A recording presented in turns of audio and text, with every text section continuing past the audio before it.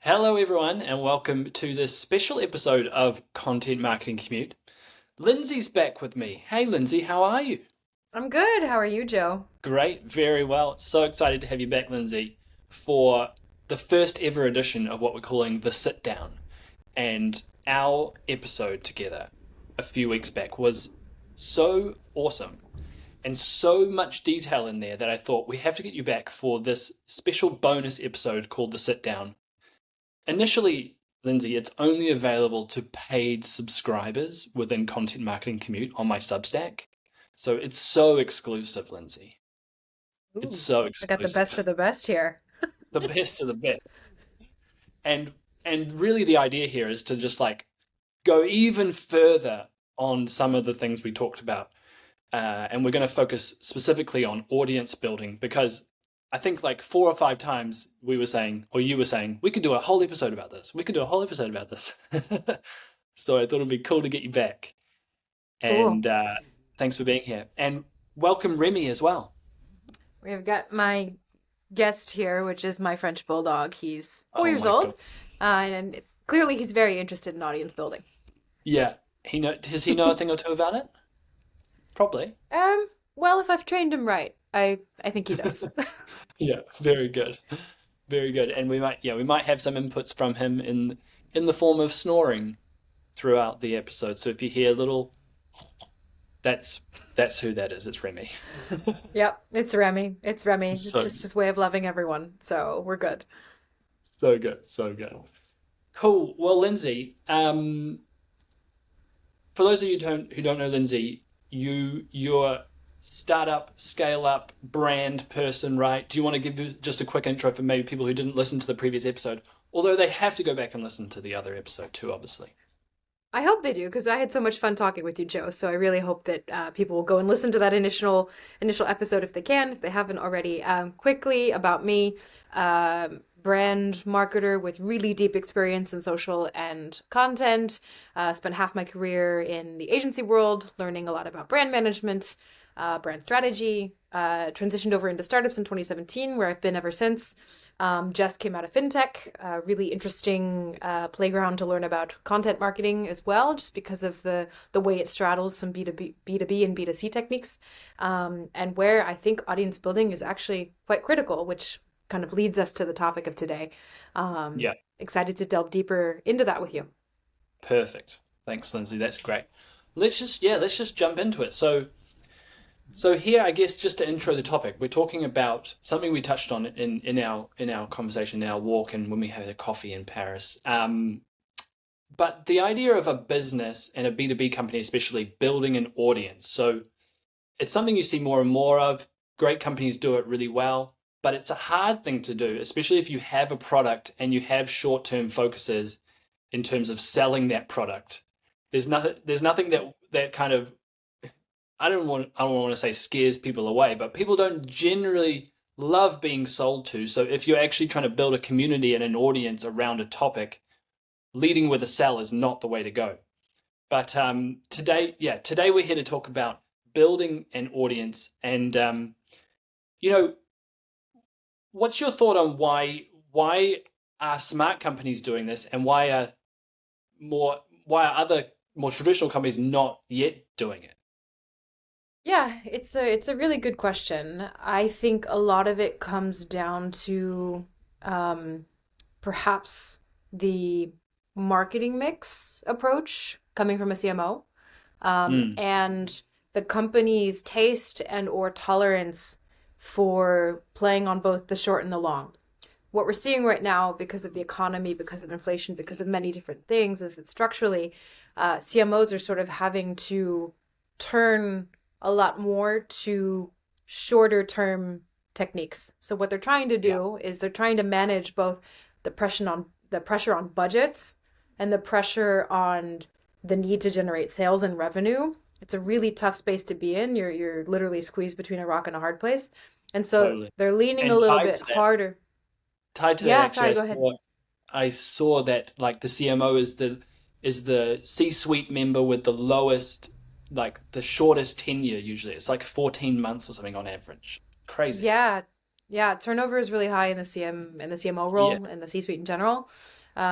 Generally, that's a whole nother topic. We're really good at this, Joe. yeah, We're really good at like we're good. finding topics that could be that Maybe could be it's more just me podcasts, but introducing random ass things into the conversation. But I was sort of no, they're saying that not random. in terms of like, it's interesting to think about, if a CMO knows they're not going to be there that long or is fearful they're not, they have to deliver quickly. And so, Yeah. in terms of what you're saying, the short term approach, right? Yeah, whereas audience building, it's a really, really long term thing. It takes Yeah, time. It's not something that's going to generate a sale for you immediately. It's very long tail. If you want to generate a new customer off of an audience that you're building, you're looking at a tailwind of about 1.5 to 2 years, depending on the product. yeah, So it's not something that's going to show ROI immediately, and I think that's another reason that it's really hard for companies to commit to that. yeah, But what I can say is that the companies that do see really, really high rewards in the form of loyalty, in terms of retention, in terms of lower cost of acquisition. So while it's a longer tail technique, it's a really, really powerful one. And I'd say that mm, one of the indicators that there's a big shift toward this right now is just the creator economy. Like looking at yeah, creators, looking at like what Mr. Beast has been able to do, looking at the way that he's been able to launch product extensions, the power of his community and his audience to drive revenue. It's pretty incredible. So that's just one example, I totally. think, of many creators that are living proof that audience building is really powerful and it works. For sure, yeah. And what I've always found interesting in that comparison between, say, a YouTuber like Mr. Beast and Mm-hmm. a B2B company is that sense that they're almost switched, like in terms of YouTubers are able to say, okay, I'm audience first, and Mm-hmm. I just want to build an audience, and then I figure out how to, productize and monetize, versus like Mm-hmm. a business obviously has a product Yeah. or a service, and then they're trying to sell it, but audience building Mm-hmm. can sometimes be bolted onto that. So they're coming at it from the opposite direction. And I think that's where a lot of B2B companies struggle because it's very much a thinly veiled sell, you know? Mm, yeah. Yeah, exactly. No, you hit the nail on the head. Um, I think the reason creators are so interesting to sort of study as a content marketer right now too is just how Mm, incredibly audience obsessed they are. I mean, if yeah. you ask any one of those creators, they know their metrics. They know, Mm, okay, on that video, if I change the thumbnail, my click-through rate and the vision, like the VTR, is going to go up 5%. If I change the first 30, not even the 30 seconds, the first 10, 15 seconds of my video, and I'm working that hook real well, I'm going to yeah. see a 20% increase in retention. So they're obsessive about their metrics in a way that I think a lot of companies aren't and maybe Yeah. don't want to be or know how to be. Yeah. And I think that they, yeah, they recognize that the content's the product first, Yeah. right? Yeah. They treat it like And a product.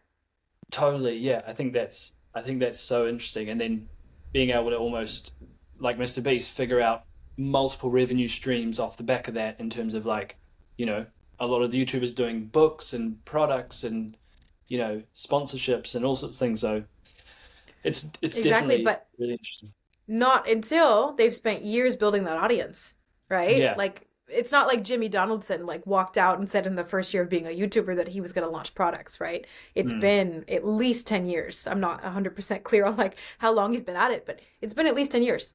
So yeah. he's got, just this insane community. I think I remember it was last year. There was a point at which he and his agent had celebrated that he had actually surpassed Netflix worldwide in terms of audience. I think he was at like 160 million users worldwide or audience worldwide, which is pretty Yeah. incredible.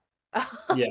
Super incredible. um, And Mr. Beast, yeah. like, for example, who wasn't he got offered like $1 billion to sell his YouTube channel or something, and he turned it down. Yeah, but I think he did the right thing turning it down Yeah, because like the audience is there for him. Like, yeah, so if he sells it, he's no longer there, the value of that audience is going to plummet because you're going to have higher audience churn. Like you're not going to have the same totally. retention.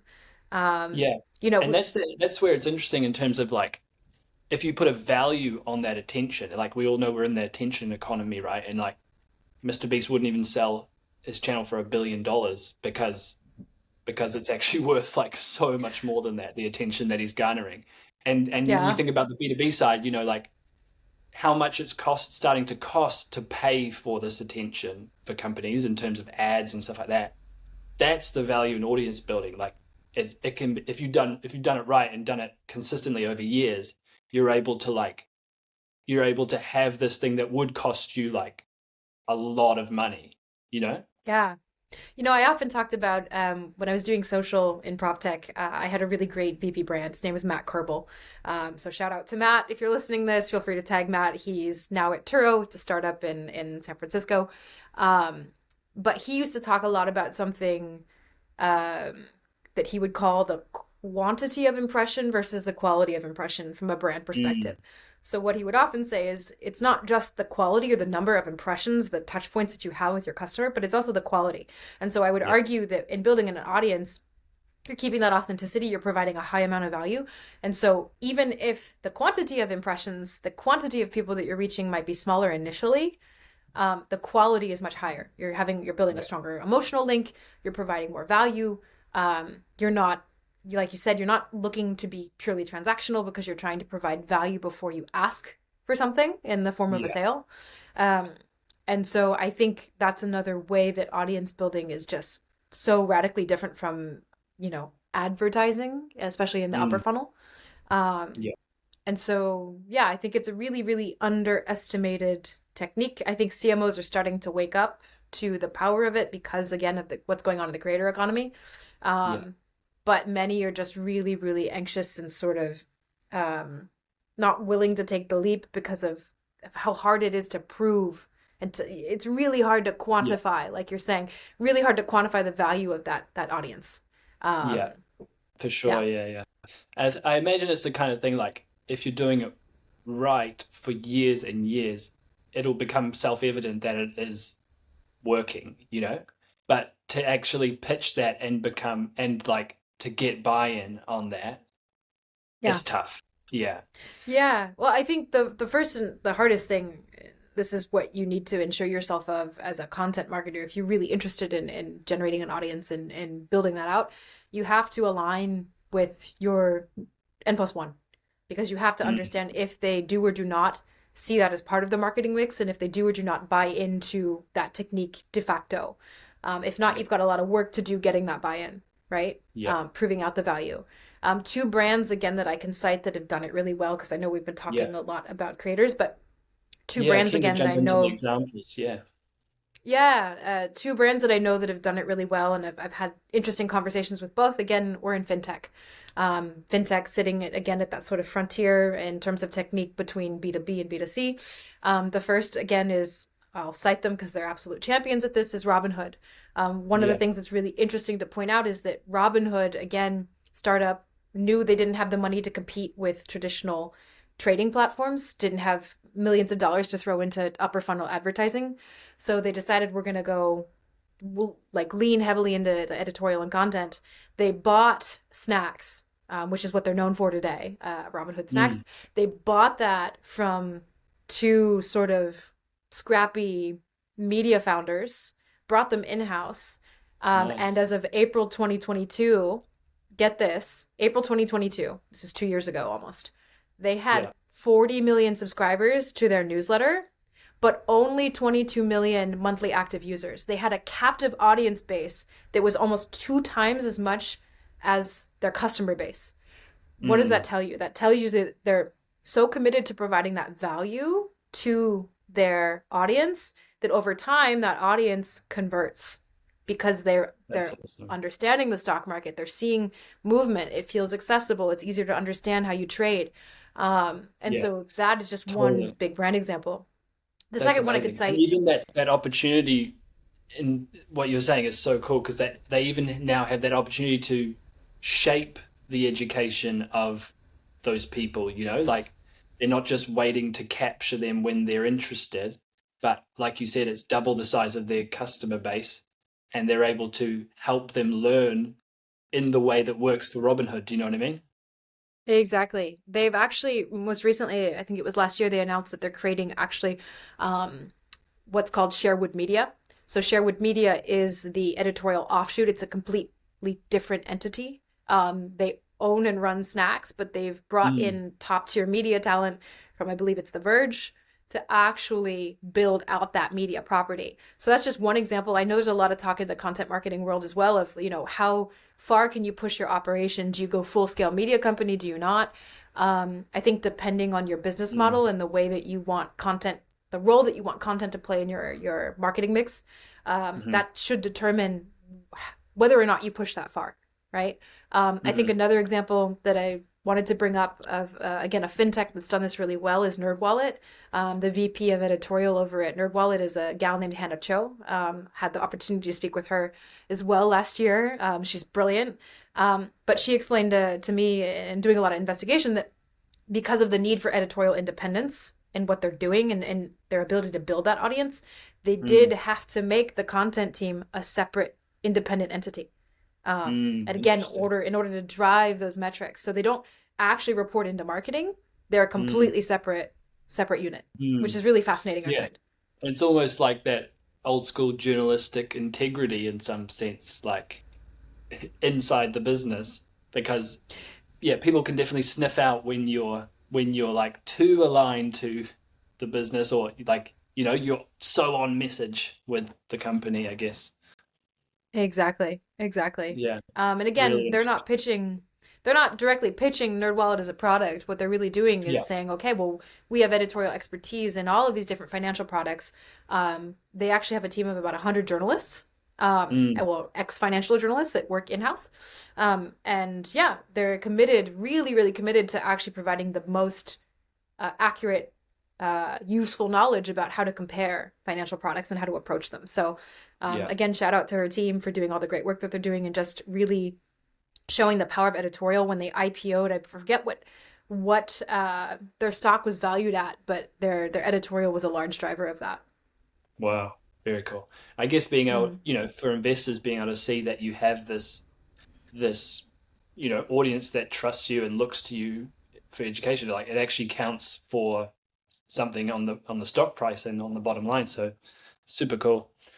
Yeah. um one example I've seen, and I wonder if you've felt this way, closer to home, is Welcome to the Jungle, Mm. in France. And I know that there's sort of like a job board slash HR tech sort of company, and definitely started in the sort of product space and marketplace, I guess, space. Mm. Um, but really, like, super interesting seeing them kind of shift their business model and literally they call themselves a media company now as well.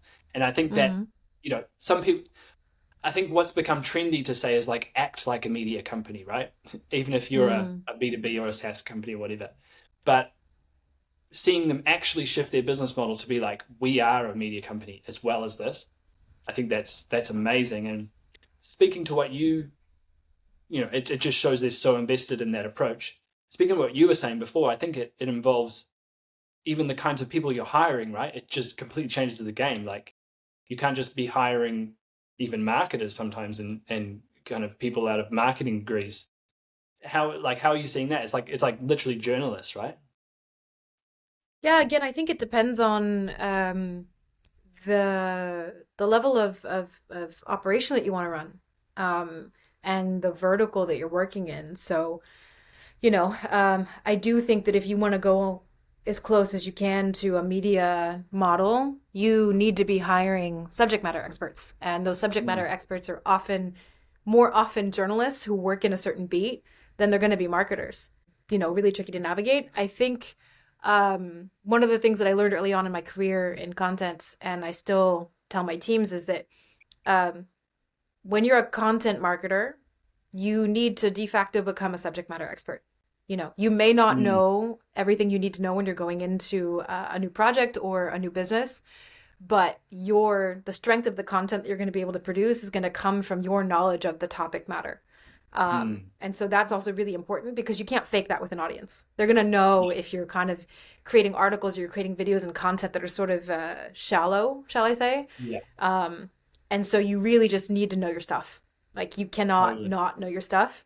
And so culturally too, when you're running a content team as a manager, like you've got to get your team fired up and like, okay, I need to become, a really strong expert in personal finance, for example. That's sort of what I was Mm, prepping my teams to do at N26 is like, well, how do we get excited about that? How do we dive into that? yeah. So just an Yeah. interesting side note Totally. to take into account there. Yeah, it's a really interesting one. Yeah, yeah, it's been something I've thought about for a long time, and I've kind of gone back and forth. But I agree with you now. I think, like in the past, I would have said to that, like, oh no, my job is more to be the person who knows how to package it and communicate it, right? Versus having to be the expert in the space. But I think, like, I agree now with what you're saying in terms of like, if you don't have that expertise or you're not developing it, you're always, you're really at risk of obviously you're speaking to people who know the space and who are experts, so you're at risk of having these kind of holes or having it a little bit too surface, or like people being able to tell that actually, oh, you don't really know what you're talking about. which is Yeah. yeah, which is what you want to avoid for sure. I think part of the conversation around audience building too really comes down to one of what I call the three Ps. So when you're looking at content as a whole and holistically, and especially in a marketing organization, you're looking at like purpose and people and process. You need those Mm, three sort of pillars. And um, the purpose part is the one you have to nail up front. It's what is the role of content in the business? What are we expecting it to do? What are the KPIs it's going to hit? mm, So if you decide with your marketing organization and your management, okay, well, the purpose of content marketing is to generate an audience that we can monetize over time, then yeah, you mm, really do need to focus on building that. Then the question becomes, well, how do you actually measure that? Is it going to come from audience growth? Is that growth going to be measured month over month, year over year? It's not instantaneous. Some mediums are really like really hard to build up and they take a lot of time. Podcasting is one of them. I think you and I like have experienced that yeah. firsthand. Um, and then you can think of, okay, well, based on that goal, how do I structure my team, my people, Mm, and my mm. processes in order to support that ambition? Yeah, Um, really cool. So that's yeah. purpose, people, processes. Yeah. The three are sort of That's really cool way to inseparable. think. Yeah. I think that purpose piece is so, it sounds so straightforward, but I get the sense that a lot of companies don't really have that down. Like, and you talk about let's act like a media company, or let's even if you strip that right back, like let's do content.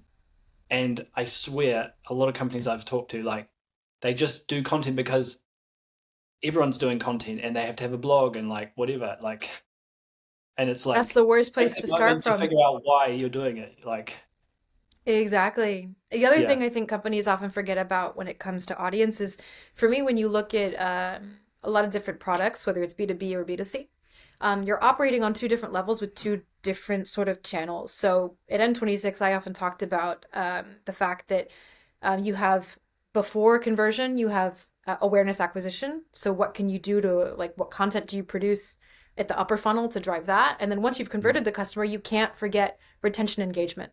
So Mm, content can also play a really strong role in keeping that converted customer a captive audience. And yeah. actually, in conversation with Robinhood, they would tell you that they thought that their content would drive more acquisition and awareness. But what they found out over time is it was actually a stronger retention lever. Like snacks Mm, was actually a stronger retention lever because in having a daily cadence when the market opened, people were yeah. more likely to open the Robinhood app and then trade, Mm, right? So I think we often forget that audience building isn't just to grow brand awareness and to drive your leads, but it can also be really, really powerful in guarding, like keeping customers that you've already got captive with you. So I would yeah. just add that as well. Yeah, that's really cool.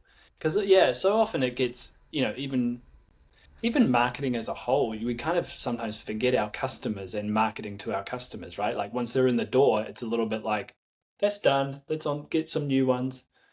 But you're so right, and there's competitors out there who are valid options for these people, and being able to retain them through great content and media is really cool as well. Yeah.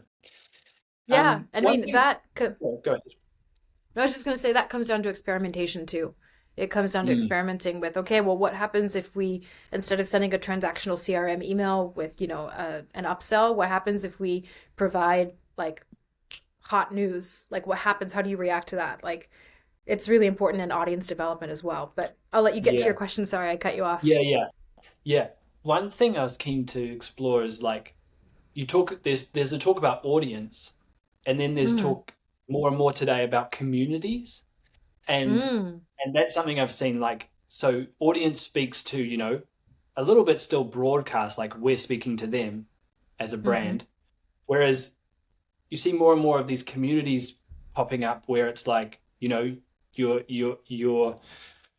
you're you're able to either subscribe or whatever to a kind of private forum, and you're able to like converse with people, and maybe it's sponsored by a brand. Do you have any thoughts on that? Like, for me, it's almost like a next step of saying this is a community where it's a back and forth with the brand and with other people in my space. Yeah, it's a really interesting observation. I would say that yes, I think sometimes audience can imply monologue, whereas community can imply dialogue. Mm, I think it is the next step up though, because unless I've got you interested first and foremost in the mm, conversations I'm trying to have as a brand through my content, you don't want to participate in that dialogue, right? Um, I think when we talk about community too, especially because we're seeing a lot of new role strategists, so I yeah. suppose you're looking not just at content in the form of like video and things that I can sell online, but like more in person. Like, what are Mm, the events I get to participate in? What are, yeah, what's the access to the forums on Discord that I get to have? So there's almost this notion of exclusivity in a way yeah, that I find totally. interesting, especially if it's a way of your Mm, power customers. Um, yeah, so that would be sort of a first thought around it, I yeah. suppose. I don't know if you want to like go any deeper. There's other like a secondary question you might have, Yeah, but I yeah. just think I don't really have a secondary question in mind, but I just think it's right what you're saying. Like, you can't necessarily do community without the audience thing first, and kind of it's around transforming an audience into a community, perhaps. Because you have to hook people with that, probably with that media approach and that content that's interesting. But I think from a brand perspective, I've always thought that community angle is so interesting, because you can kind of like, I just imagine, like, I haven't necessarily worked at a company that's had that in a really powerful way, but being able to own a community where you are having conversations and people are having conversations between them, it must be the most unbelievable feedback loop for your content and your media approach going forward as Yeah. well. Yeah. I had again, I was so lucky when I was at N26 to have had a lot of interesting conversations with very talented folks across fintech and in tech in general. And one of the things that I heard was, you know, 15 years ago, SEO was a really great growth lever. It was really cheap. It was easy Mm, to emerge. That has sort of faded as a competitive edge. Everyone does SEO, so it's hard to, compete. It costs a lot. yeah. We're sort of, more in the era of what people are calling sort of the most mature end phase of content marketing and the emergence of communities and influencer marketing. Mm, Um, so influencer and community is a really interesting edge case that can give you outsided growth if you are willing to harness it. One of the companies that's done it really well is Notion. Notion mm, sort of realized that they had really amazing heavy power users that were just so into creating templates that they modified the product so that those folks could then create templates and sell them and monetize them and become sort of mm, Notion creators. So they cool. were able to grow at scale because of that. So it's not Yeah, necessarily traditional content marketing, but it's a really interesting way to harness your community to create UGC, I suppose. If you yeah, Google like Notion on YouTube, there's just like a flood of videos of people who just love the product and are going to tell you how they use it and what you can do with it. It's crazy. yeah, really cool. Yeah, and like that's really cool that they identified that and leaned into it and like made it part of their business model. That's really cool. Yeah. UGC, that's a whole nother thing. That's awesome. Um, Yeah. Something I've seen, Lindsay, as well, I want to get your thoughts on it, is with this whole thing around maybe, having a media angle to your business, to your B2B company. You Hmm. see companies who it's like one of two choices. Either you kind of have it as part of your brand, and like it's almost like Hmm. replaces the blog or the resources or whatever, or you see a Hmm. lot of companies setting up almost like a separate media site and like having Mm-hmm. this kind of like its own brand in a sense. Like, what's your thought on that? And like, what's your thought on those different approaches to it? So your question, just to make sure I've understood correctly, is like Yeah. some B2B companies have created sort of almost like a media wing, like a property, an editorial property is what I'd call it. And sometimes Yeah. that property is housed as a blog on, say, a Yeah. corporate website, and Cool. sometimes it exists as a separate site, right? Exactly. Or Um, in sometimes it's kind of more central to their brand, and then sometimes it's almost outside of their brand, and you wouldn't necessarily know unless you did a bit of digging mm, okay. that it Yeah, is. okay, I Do see you what know you're what I mean? saying. Yeah, Yeah. I see what you're saying. So I wish we could do another rant backwards because what I'll just pause for a second. One of my rants is I hate the word blog in 2024. I Oh absolutely yeah. hate it. Nice. Um, so that's another conversation. But I think it really just depends on your objectives and what you're trying to achieve. I think if you want the traffic coming inbound to your own website and you want to see who's coming to your website and hopefully you've got them captive and you think that they're going to go, um, you know, maybe browse your website a little bit, then maybe that is a reason to have it on your corporate like .com. Yeah. That said, um, the beauty of having a separate site is for me that sort of is a signal. It's a very subtle signal that Mm. we're more focused on providing value through the content we're giving than necessarily just benefiting from your eyeballs. Like we are Yeah. more committed to providing you with the highest quality content possible that just happens to be produced by, I don't know, McKinsey or Goldman Sachs or whoever it might be. Yeah, making sure that it's attributed to the brand. And I Yeah. think I've seen a couple different brands do this, in especially on the consumer side. And the main reason they do it is because they're actually going to get lots of first party data off the website. So one of the things I used to say internally at N26 is that um, in the era of GDPR, right, Yeah. we're talking about the death of cookies, which is Yeah. going to make paid efforts a lot harder. It makes targeting harder. It's really interesting to build an audience because of the amount of first party data that then you can own, right? Mm. As a marketer, that just gives you so much more clarity. So I actually wonder if we're going to see an uptick in editorial and content efforts from companies because of that content's ability to provide you with data that you're maybe not going to have as much access to anymore moving forward. Um, Yeah. That's I'm, massive. I'm Yeah. not a I'm not a performance marketing expert. I won't lie about that, but Yeah. I think content marketers often forget about the bridge that you can build there. There's really interesting Yeah. bridges that we forget about sometimes between, I'd say, the more performance oriented world of marketing and the brand oriented world of marketing when it comes to content. And Yeah. that's just what I want to point out. Yeah. Really cool. Yeah. That's such a cool topic to get into as well as that, cookieless. And this is really the year I know on Chrome that it's hitting, it's already been there on Firefox, like got rid of third-party cookies a while back, but it must have such huge implications. I need to get like a performance marketer on the podcast to talk about cookieless and that because I think it's huge. You also need to get someone else on the podcast to talk about the way search is evolving because I think there's a couple different interesting forces going on right now that I think have content marketers sort of leaning back into this audience building positioning. One is Mm. obviously, yeah, the cookie situation, and the second would be the evolution of search. Just look at how much TikTok is eating into that search market with Gen Z.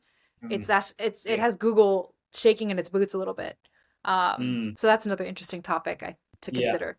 It, It feels like a pretty pivotal moment in marketing and in content, and it's a cool place to be. I think they're going to see a lot of big changes in the next for few sure. years. But very cool. That's why I said Maybe our job is never boring. it's never boring. It's so It's good. never It's boring. so cool, Lindsay. Maybe just to finish off, a last kind of question to wrap this up, Lindsay, is around how, say I'm a B2B company, I've lent into this and I've been building an audience. I know it's not a short-term thing and it's a long-term commitment, but how do you think I go about like monetizing that? Because at the end of the day, a business is not a media company, and a lot of businesses aren't, they're doing it for a reason, right? So, what's your thoughts on how you would actually like get people from that sort of engagement to action and to potentially become a customer? Like, maybe taking that Robinhood example, they got what was it, 40 million subscribers, 20 million customers. How do they get the rest across eventually? Like, Yeah, it's a really good question. I think there's one interesting macro observation to keep in mind, which is that uh, people are out of market 95% of the time for your product. yeah. They're only in market about 5%, sort of what we estimate as marketers. Mm, Why do they suddenly become in market? Because there's a high urgency need state that arises. There's a change.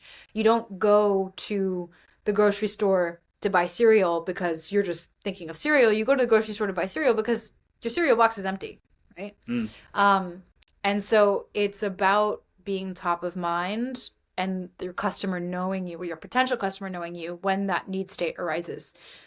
And so I think content, particularly in the B2B realm, is a really interesting tool because of its ability to help you keep top of mind and to lead nurture. So another thing we often forget about audience building is that um, if you can see in the data with your digital tracking and your tooling that you've got someone that consumes your content two, three, four, five, couple more times, mm, you can help qualify that lead. And so if then you want to pass it off to a sales team and they can actually do more outreach just to check in and see where they're at in their buying cycle, yeah. that is much more interesting than just a cold call where you have Mm, no qualitative data about this customer, right? yeah. Um, so that's sort of a roundabout answer, but it's very Yeah. indirect, if that makes sense. Totally. It's very indirect. Yeah. And I think there's so much to it because, like we were saying earlier, I think you can have the end goal in mind, but you really have to commit to bringing value, and you can't too quickly jump to trying to sell them something, right? Because I think people are actually really smart, and there's a lot of options out there, and if you're not really giving value, then you're not going to be doing this well.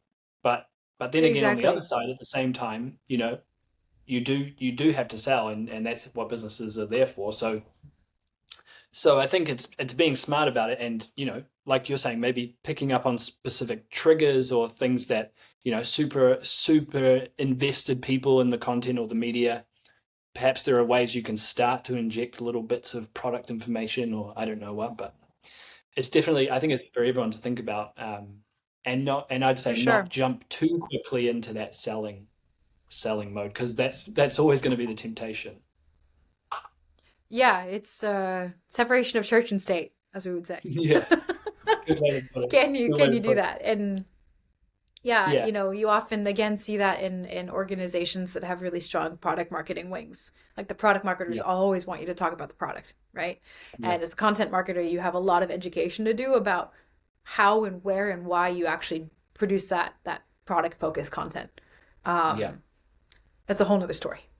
Yeah, totally. And the way I kind of look at it is like trust, trust the value you're giving people, and trust that if it's valuable enough, they're actually smart enough to come and find you when the time is right. Like that, Yeah, that's easy to say. And I think a lot of performance people will be like, oh no, but you have to go get them. And salespeople are like, we have to sell something to them. But like, if it's actually super valuable, people people trust who gives them value, and they're smart enough to find your brand and come inbound potentially. So yeah.